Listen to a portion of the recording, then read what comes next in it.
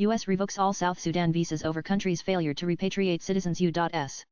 President Donald Trump's administration has taken aggressive measures to ramp up immigration enforcement, including the repatriation of people deemed to be in the U.S. illegally. The U.S. said on Saturday it would revoke all visas held by South Sudanese passport holders over South Sudan's failure to accept the return of its repatriated citizens, at a time when many in Africa fear that country could return to civil war. U.S.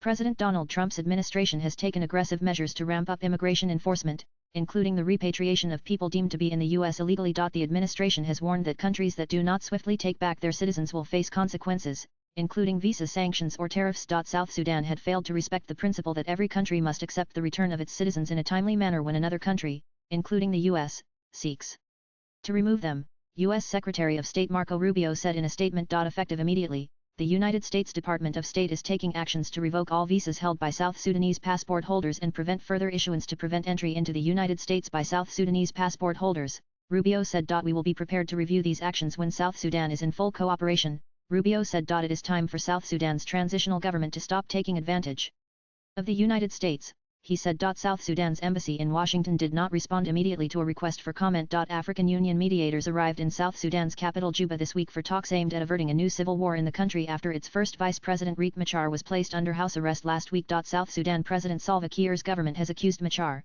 a longtime rival who led rebel forces during a 201,318 war that killed hundreds of thousands, of trying to stir up a new rebellion. Machar's detention followed weeks of fighting in the northern Upper Nile state between the military and the White Army militia.